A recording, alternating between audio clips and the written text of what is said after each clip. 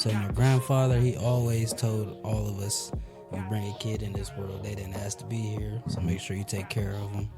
And I mean, that's gonna stick with you no matter what, you feel me? For real, late nights, early mornings on my grind, for real, for real. Every day hustling to get it, and that's on the real, for real. As they said they want that real, well, we got that real, for real. They said they want that real, no, we got this shit for real.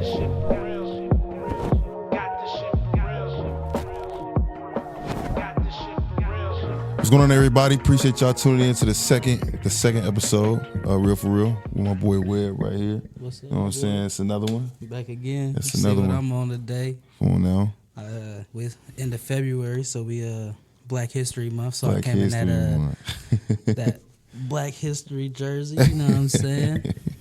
Bust they ass one time. For Showski. Yeah. What's up with you though? You been cool? Cool, bro. Cool. Get prepared for this move. Me and the family moving to Fishers. Oh yeah. Fishers, man. So Moving on up. yeah, man. You Trying feel me? to do it the right way, man. Yeah, Locking that's in what's for up. sure now. Yeah, So that's yeah. what's up. What about you, bro? Chilling the same old shit, working. Little one, you know what I mean? Mm-hmm. Cutting. Cutting like a mug. You see that line Come on on that now. boy, you feel me? Got him together. But yeah, Yeah. ain't on shit though. Yeah. Cool. Talk to Yeah. me, man. What's up with the So quote? we got the quote of the day, man. If you focus on results, you will never change. If you focus on change, you'll get results. That's by Jack Dixon. Mm-hmm. So you know what I'm saying? Talk to me. What you think about that? What you think about that quote, man? If you focus on yourself and keep working hard, boy, you're gonna get what you want. But Yeah. if you got your mind on everybody else's business, then you gonna fall in the pit right with them. Come on now. Yeah. That's how I kind of feel. No, You feel me? same thing, bro. I'm with you with that. You just gotta, we talk about it all the time. Me, even my colleagues at work, students I'm working with. You gotta lock in with yourself. If you're not locking in with you, then what you doing? You know what I'm saying? If you're worried about what you did yesterday, you're not worried about what you did today. So it's all about moving forward and all about just staying consistent in what you do. So yeah, that's a good one, bro. Oh God, that taper bust. Go on out. Tap in. We're at the waiver, man. I just Tap see in. that, man. I Tap just see in. that. Tap in, man. On everything. For sure. We had a good conversation last time. Great one, I feel. I hope y'all tapped in with that. I hope y'all was feeling that. You know what I'm saying? We gonna keep trying to build off of that. And we had a conversation in the last one that was kind of like just how we came up and everything. So we wanna. I was gonna say tap in how you like kind of came up a little bit. And Yeah. How you got into your career and Yeah. whatnot. Yeah. We can definitely get into that. So, basically, to keep it, I don't want to, elaborate too much detail. But for myself, grew up in Chicago, big city. Grew up with my mom, sister, and twin brother. And then my grandmother was there as well, my great grandmother. So a house full of women. Right. House full of women. Uncles came in and out here and there, but didn't have a dad in my life. So a lot of things I just had to find out through my mom. And, as time went on, as I got older, I had a lot of male father figures in my life that kind of taught me the way and taught me how to go about certain things. And so ended up playing ball in college and, took that as long as I could. And then graduated during COVID, which was a rough time for everybody. Right. You know what I'm saying? It was a rough time for everybody. We always trying to figure it out. And so that was the biggest thing that I taught myself through all my life is, being able to figure it out because not nobody going to be able to hold your hand, So got to be able to put the pieces together, take the cards you dealt, and make something shake. And that's what I did. And so started a business doing photography and videography. Started in Richmond, Indiana, so where I met people. Right. I didn't know anybody. I was in school in 2017, graduated during 2020, so I just started meeting people that year during COVID. And, now I look back 5 years later, bro, Emmy Award winning, network with many different individuals in the area, outside the area, organizations that are pretty big and huge and super prevalent today. And just, learn how to navigate.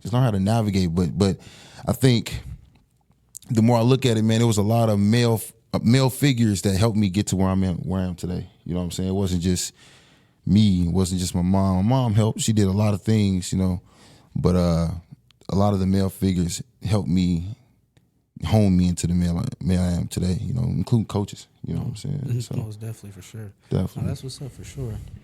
For me, you know what I'm saying, I grew up in Richmond mainly. I lived down in Texas with my mom and my grandma for a hot little minute.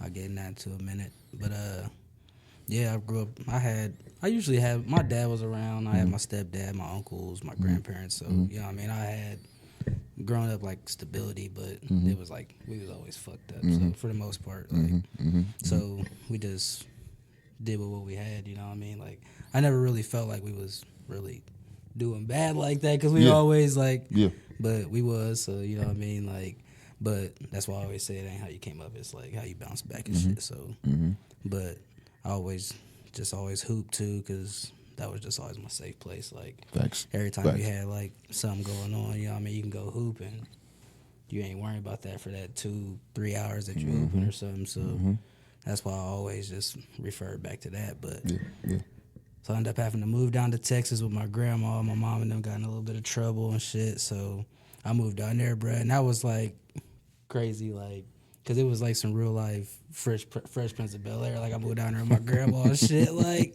nigga, she had a crib with the garage. Like, you know what I'm saying? That's foreign to me. Like, you know what I mean? You ballin' if you got that. Like, if you got a garage that's functional, boy, you was balling back before I come from. You feel me? Like, so, you know what I mean? That's the first time I probably had my own room for real. Like, now I think about it. But it was so foreign that, like, I had life good down there, and I was like just so focused on getting back to Richmond, bro, because it was just different for me. Like, it was good, and I just was used to living bad. Like, so it was just that was a culture change for me, and that's kind of fucked up to even say, but like, it was just crazy. So I don't know. I could go in on some shit about that, though. I know. I hear you. I hear you. And It's so much. I believe you, bro. I think it's so. You know, our lives are. They play. We just got so much we done been through separately, bro. And that's why mine was kind of. I kept mine base level because there's so many different angles I can go into. I can talk about what I've seen and where I've been and the houses I've lived in, and, you know, moving from house to house and being, you know, put out of a house. I can talk about all that stuff, bro. And I'm sure you can talk about a lot of things too. You know what I'm saying? Yeah, man. Hell yeah. Oh, God, like, well, I done lived in the shelter and been homeless and all that type of shit. Like, yeah. But I mean, that's what made me though, bro. Right. Oh God, like, right. I don't know. I can feel like you could put anything on, like, on me right now, and I'm gonna find a way to bounce up out of there. You feel me? Like, and it's just because I just been through a lot. But I don't know. I don't know if there ain't really nobody to blame. You know what I mean? Like, shit, you go through what you go through. So you figure it out, bro. I mean, I think, like you said, bro. I mean, I can add a little bit more to mine, and you probably can add some more to yours. But I think for myself, the biggest thing that I learned, you know, when I finally went to school, I did all that myself. I didn't have nobody, you know, trying to get me into college or applying to schools. I did that myself. And so playing ball was the thing for me. But I was always ineligible. But, you know, once I got, y'all was a dumbass, bro. Being stupid, I'm bro. laughing too. I was ineligible too. Being stupid, bro. But, you know, I was able to get the opportunity to go to college, you know, get myself together. And then, you know, injuries started coming in, you know, girlfriend, you know, relationship issues, and, you know, trying to figure out how to become a man and trying to figure out how to do things myself and not blame other people, and transferring to other schools and getting my scholarship taken again, and getting into situations where, you know, it's just, you can't blame nobody but yourself, bro. You know, you learn from those things and you figure it out. So now I be looking and I hear certain things that trigger me, like, man, I want to, you know, well, ain't nobody help me. Well, bro, ain't nobody supposed to help you. You know what I'm saying? Once you leave the house, once you leave that nest, it's all about you. This world ain't looking to feel sorry for you. And get it, man. Facts, bro. So. And the funny part, see, we got to going too. I ain't even get into my whole career. Though. My mind was like, ugh, but yeah, though, because that's crazy though. Like, people always be like, damn, yeah, you good at cutting hair, this and that. How long you been cutting? I'd be like, shit, I just started like 3 or 4 years ago. When I went to barber college, bro, I haven't cut nobody ever before. Like, my little cousins, I did a couple times, like, but them was shady, but I just I was like, I got to. You feel me? And when you feel like you got to do something, bro, you know how it's gonna be. You gonna do it. So I just stuck to it, watched some videos, just kept practicing, trial and error. Got there. So Yeah. I mean, that's the same for me, bro. Like I said, started doing videos during COVID. Bought a camera from shout out Dakota Pennington, bro. Brought my first camera from him, and was going around the area just capturing random stuff, bro, and just capturing.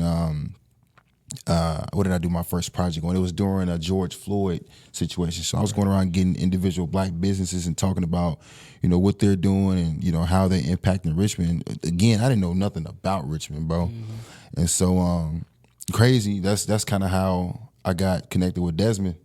I wanted to do something with Nicky Noodle. Oh, Nick Matthews. He's doing his chicken sandwiches or whatever. So I'm like, hey, bro, let me them motherfuckers was busting. gas. Gas. Hey man, blueberry chicken, bro. Remember that, bro. Lock in. But we did the he put me on. I was like, I want to do something for him. I'm like, you out here hustling like everybody else. Let me get some, get some footage or whatever. He's like, no, I got a better opportunity. So, him even connecting with Desmond, that was a blessing in disguise. And so, ended up doing my first documentary that I did not know anything about at the time. I was still learning. I was nervous, you know what I'm saying? But they loved it. People loved it, and they understood it was my first time doing it too. So I look back on it now like, damn, this shit was trash. But it could have been so much better. Right, trial and error, bro. So I hear you what you're saying. And now look at the videos you pushing.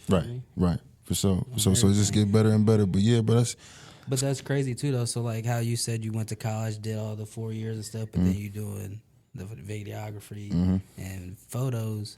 How do you feel like mentally? Like so. Do you feel like you should have just college, or you feel like you could have just went to trade school, got that?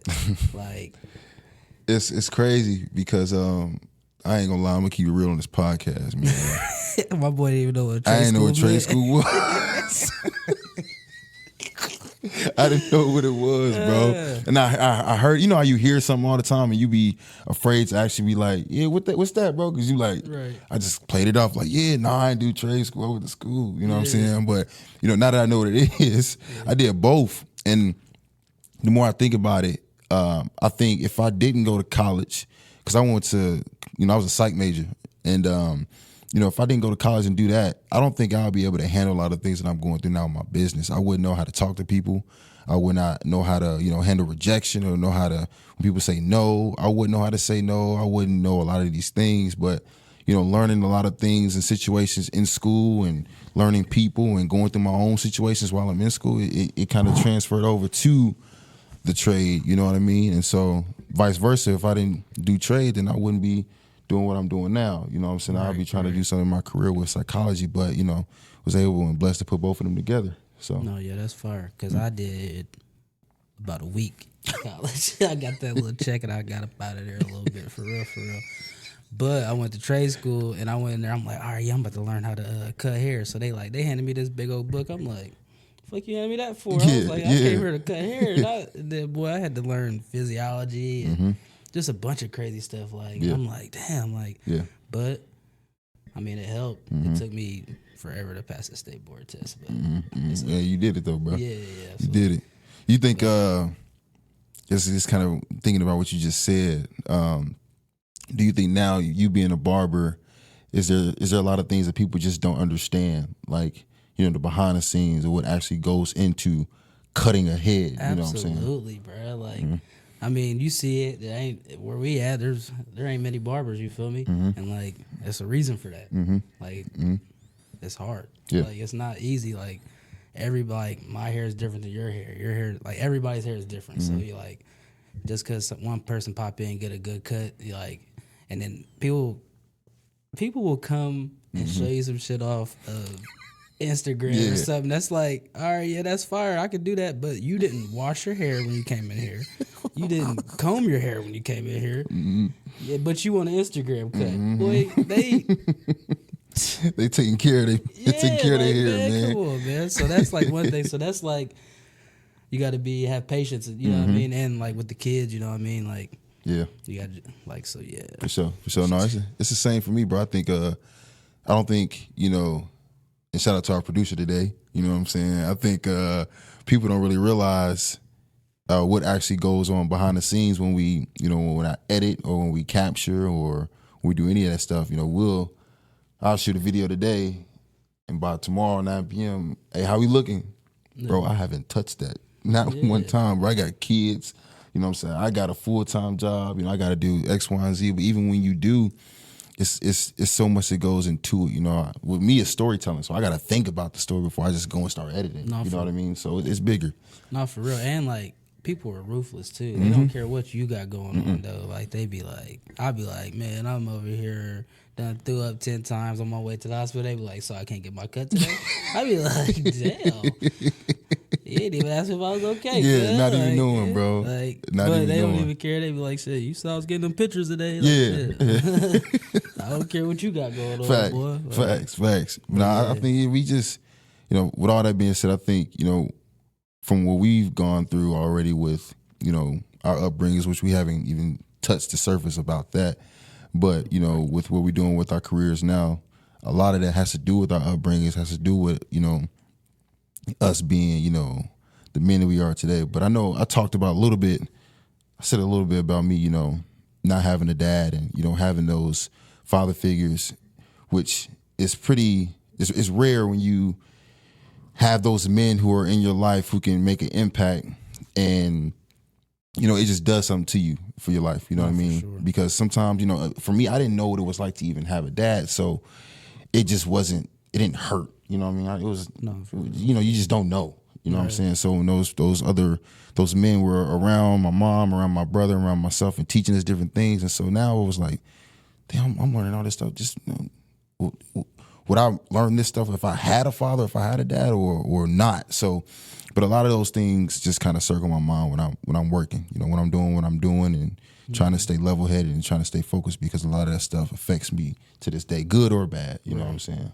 Yeah. So. And that's why I said, that's why I always say like how I'm grateful for it because like my grandma's husband, which, you know what I mean, biologically he ain't nothing to me, but he done taught me almost everything I know, like to a certain degree. Like me and my brother probably knew how to change a car tire when we was like 10 years old. But that's the type of stuff he would do. Like we'd be out there lifting weights in the front yard when we ate. And he holding the bar down like on it's like not hard obviously, but like hey, act like there's somebody on top of you, like get him off you. Like trying to instill that you know what I mean? Like so I don't know, but then I had, like I said, my dad was there. He was married too, so he, you know what I mean, he had his family, but Richmond ain't big. I always seen him, you feel me?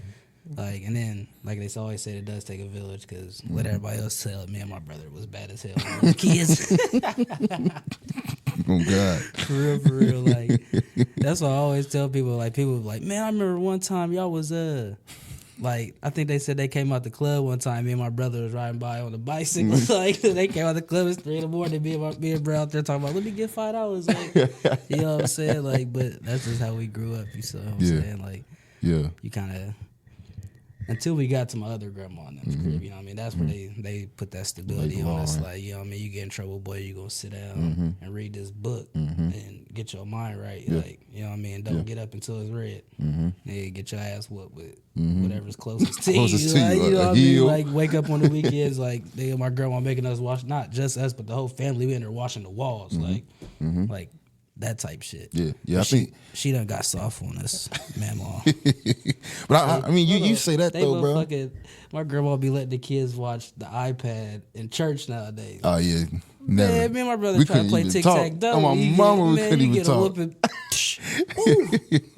Come on, man, mom. Yeah, that's tough. I mean, you saying that, and you know, I don't want to get off topic too much, but I know like being, you know, like you said, your grandma was like that.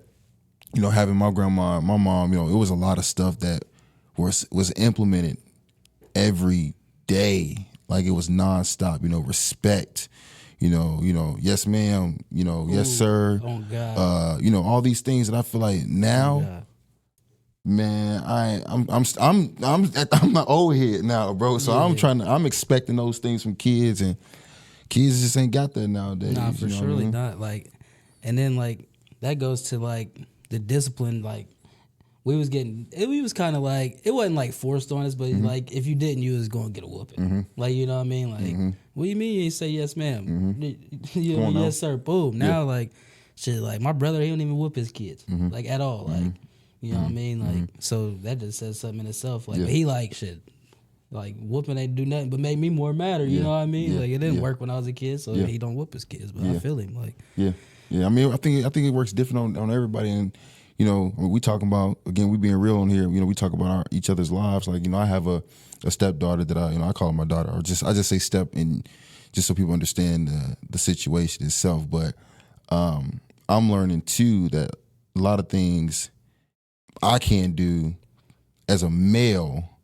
You know, no matter how I was raised by my mom, there's certain things I can't do or say to her just because, you know, I don't want to be that figure. I don't want to scare her. Like, I don't want her to be like, I'm not doing that because I don't want to make him mad. You know what I'm saying? I want to instill like the discipline, the reason why. You know what I mean? while still drawing a fine line. A fine line. Like, you know what I'm saying? Like this is where we're going to draw a line at. Yeah, Like, yeah. okay, we can play around and stuff, but when I'm being serious, it's time to be serious. Yeah, for sure. Yeah. Like, I don't like to whoop my son like that either, but he be crossing that line. Sometimes you got to get him a little.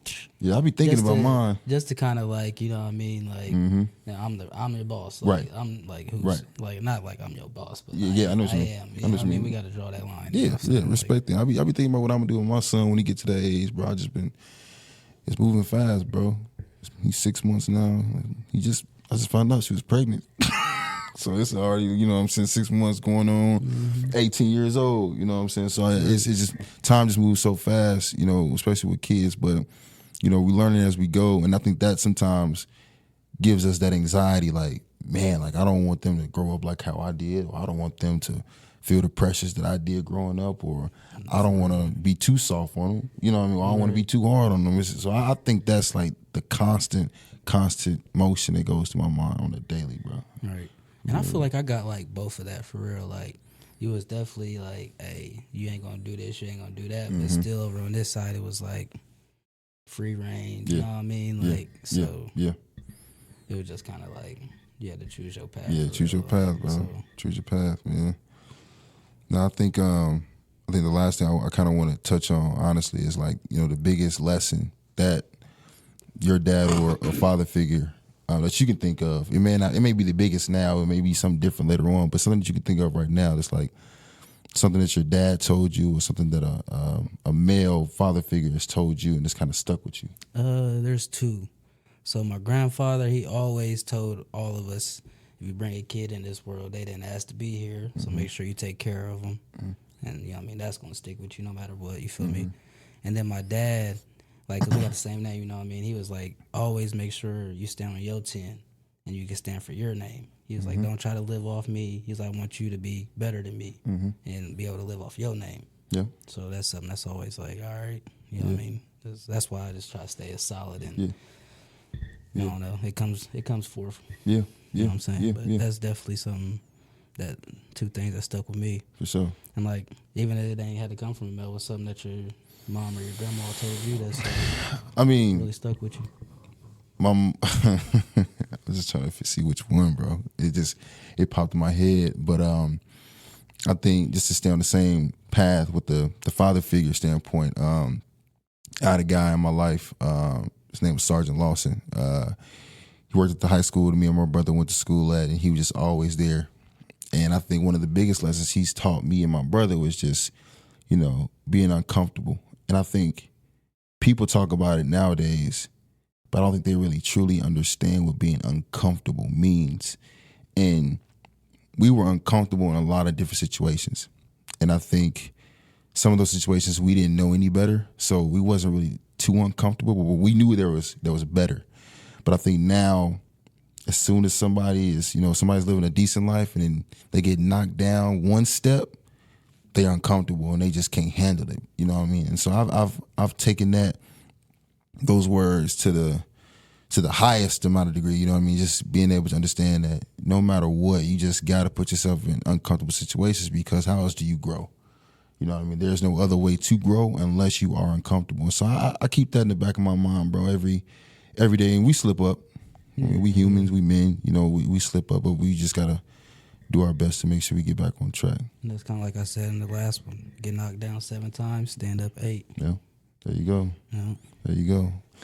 Well, yeah, I think that was a dope talk, my boy. It was, man. It was, dog. You know, I think we talked about a little bit of everything, you know what I mean? But at these, again, this is real conversations. We not coming in and planning on, okay, today we're going to talk about Nike and then we just going to stick with it. You know, some things we may have a gist of what the topics are, but we going to really just be real and talk about those things here and be honest and be open. So we appreciate everybody tapping in and understanding where we come from and just sticking around with us for the long haul. So you got anything else?